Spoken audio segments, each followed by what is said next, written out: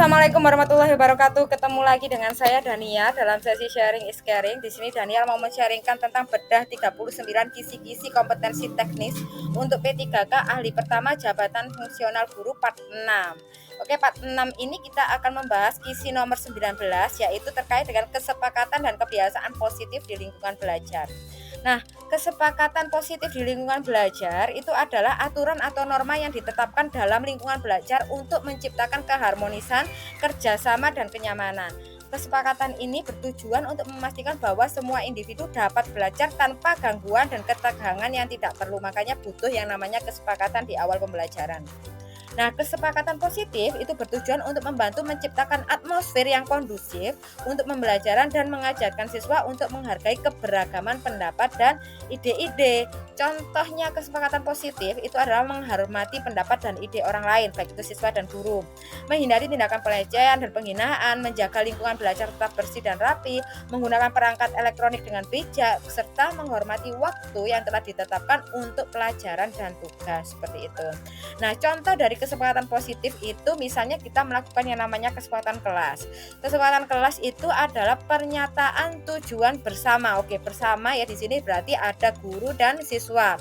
Dan standar perilaku antara siswa dan guru dalam lingkungan kelas.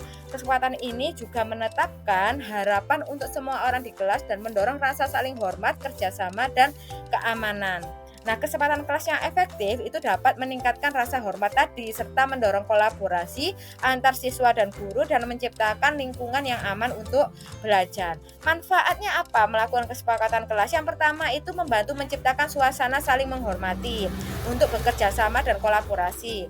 Kemudian menetapkan ekspektasi komunikasi yang jelas. Jadinya harapan dari komunikasi yang jelas itu seperti apa? Serta mendorong hubungan yang positif antara guru dan siswa, membantu mencegah kebingungan atau miskomunikasi dan kesalahpahaman dengan menguraikan aturan dan harapan yang diikuti oleh semua orang, serta dapat mengurangi tingkat stres dalam kelas, seperti itu ya.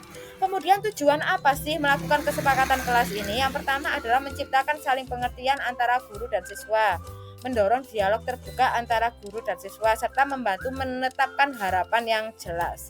Dan masih banyak lagi memperjelas apa yang sesuai dengan situasi tertentu dan sebagainya, seperti itu. Nah, perannya apa kesepakatan kelas dalam pembelajaran? Nah, dengan memiliki kesepakatan kelas atau perjanjian kelas, maka ini dapat membuat atau menciptakan lingkungan belajar yang efektif dan kondusif, seperti itu. Nah, perjanjian ini tentunya harus saling menguntungkan baik guru dan siswa, sehingga dapat menguraikan ekspektasi perilaku yang sesuai aturan kelas, kemudian konsekuensinya apa, seperti itu ya. Kemudian selanjutnya cara membuat kesepakatan kelas itu seperti apa? Kesepakatan kelas ini nggak harus melulu dibuat oleh wali kelas ya, tapi boleh oleh guru mapel gitu ya.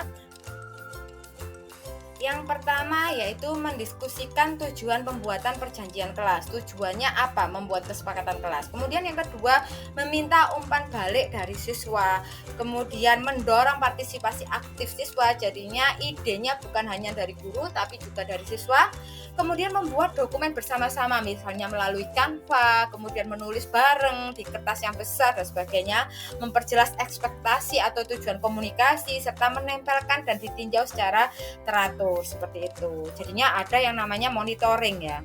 Nah, kemudian setelah melakukan kesepakatan kelas, ketika itu yang namanya ditaati oleh seluruh warga kelas, maka ada yang namanya kebiasaan positif, baik itu di lingkungan kelas yang nanti akan tercermin di lingkungan belajar. Nah, kebiasaan positif itu apa? Jadinya perilaku yang dipraktekkan secara teratur dan konsisten dalam lingkungan belajar. Kebiasaan ini membantu siswa untuk mengoptimalkan proses belajar mereka, seperti itu. Contohnya dari kebiasaan positif itu misalnya izin kalau ingin keluar kelas, terus kemudian melakukan angkat tangan, mengingatkan teman jika melakukan kesalahan, mendengarkan yang sedang berbicara, serta mengapresiasi antar teman. Bahkan sholat duha ataupun sholat duha bareng, makan bersama atau makan pagi bareng itu juga merupakan kebiasaan yang positif, seperti itu.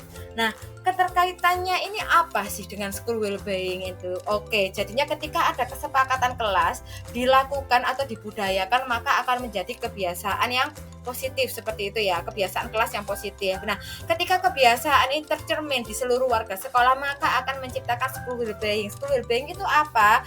Jadinya cirinya adalah siswanya itu happy, tingkat stresnya rendah, puas dan sehat mental secara fisik ya, mental dan fisik ya, seperti itu.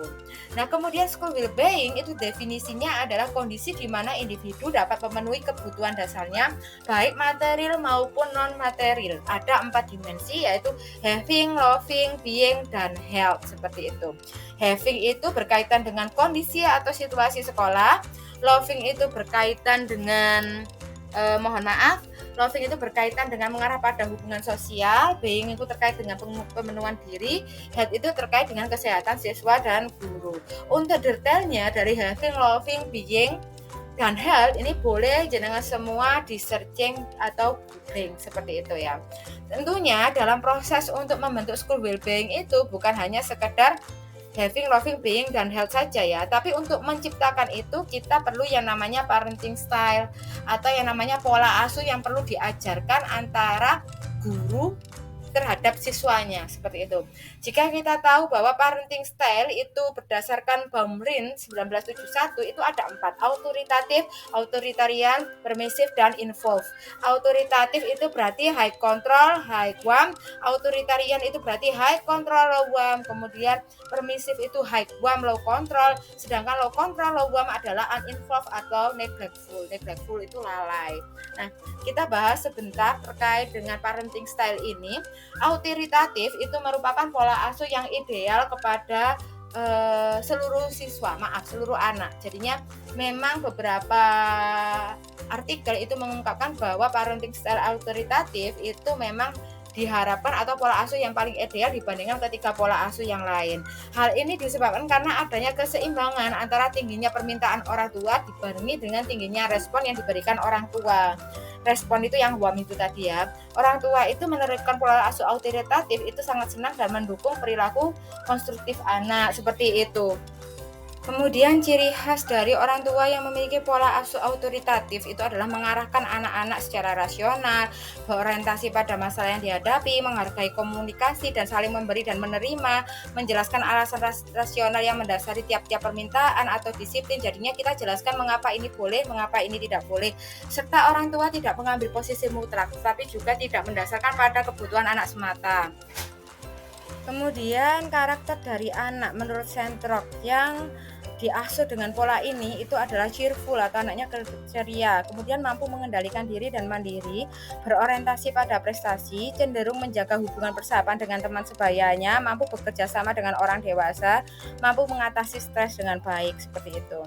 Nah, kemudian ada lagi pola asuh yang kedua yaitu otoriter atau high control, low warm ya. Jadi pola asuh otoriter ini itu lebih berorientasi pada adanya permintaannya tinggi dari orang tua terhadap anak dan tidak dibarengi dengan tingginya respon orang tua terhadap anak.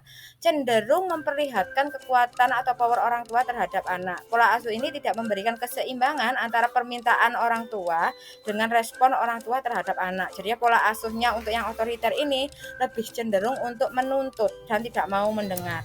Oke ya, ciri khasnya itu berusaha membentuk, mengendalikan, mengevaluasi perilaku serta sikap anak berdasarkan serangkaian standar mutlak. Kalau dibilang tidak mutlak pun itu berarti nanti ada yang namanya punishment kalau anak melanggar, seperti itu. Kemudian karakter anak yang dihasilkan dari hasil pola asuh otoriter itu adalah umumnya seringkali tidak bahagia, takut, cemas membandingkan diri mereka dengan orang lain, gagal untuk memulai aktivitas, dan memiliki keterampilan komunikasi yang sangat lemah, seperti itu. Kemudian ada parenting style yang ketiga yaitu permissive atau low control, high warm. Kalau yang permissive ini lebih cenderung memanjakan anak ya. Orang tua permisif itu menunjukkan kehangatan dan perimaan yang besar terhadap anak-anak, namun rendahnya tingkat keterlibatan dan disiplin orang tua. Nah, orang tua yang permisif itu memberikan anak mengambil keputusan sendiri tentang sebagian besar kejadian sehari-hari. Misalnya mulai makanan ringan, menonton TV, anak yang ngatur. Orang tua harus nurut, seperti itu ya kasarnya. Nah, ciri khasnya pola asuh permisif sudah saya sebutkan tadi, yaitu jarang menuntut anak melakukan pekerjaan rumah, menerima dan mendukung semua perilaku dan tindakan anak, termasuk di dalamnya agresif dan sebagainya. Orang tua juga cenderung menjadi teman anak. Jadinya tidak ada ininya, batas jam mana waktunya menjadi orang tua, mana menjadi teman, seperti itu. Nah, karakter anak yang diasuh dengan pola asuh permisif ini lebih cenderung bahwa anak itu bertindak sekehendak hati, tidak mampu mengendalikan diri, tingkat kesadaran mereka rendah, selalu memaksakan kehendak, tidak mampu membedakan baik dan buruk, serta permasalahan-permasalahan lain yang umum dihadapi anak-anak yang manja, seperti itu. Kemudian ada parenting style yang namanya neglectful atau lalai. Jadinya ini low control, low warm. Jadinya pola asuh ini tidak ada keterlibatan orang tua maupun respon orang tua terhadap anak. Orang tua itu lebih cenderung mengabaikan atau membiarkan anak berkembang dengan sendirinya. Nah, anak-anak yang seperti ini akhirnya menghasilkan karakteristik yang tidak kompeten secara sosial, pengendaliannya buruk, tidak menangani kemandirian dengan baik, rendah diri, belum dewasa, dan mungkin diasingkan dari keluarga, serta pada masa remaja itu kemungkinan sering membolos dan nakal, seperti itu. Nah, contoh-contoh dari penerapan 4 pola asuh tadi kalau di dalam kelas itu seperti ini, boleh di screenshot. Kalau high control low warm itu lebih berpusat pada guru yang memiliki inisiatif. Kalau high control high warm itu kebanyakan inisiatif dari guru, tapi boleh siswa untuk memberikan ide. Sedangkan low control high warm itu berarti guru berperan sebagai moderator atau partisipan. Low control low warm, guru tidak memberikan inisiatif, tidak memberikan tanggung jawab dan sebagainya, bahkan tidak ada tugas. Itu cirinya atau perbedaannya. Oke, sekian presentasi dari saya. Semoga ini membantu teman-teman. Di sini tidak ada soal karena memang ini cukup mudah ya materinya. Jadinya saya harap teman-teman bisa memahami dari apa yang saya sampaikan tadi. Mohon maaf bila ada salah kata dan kekurangan. Sekian presentasi dari saya. Terima kasih sebelumnya. Wassalamualaikum warahmatullahi wabarakatuh. See you on the next video.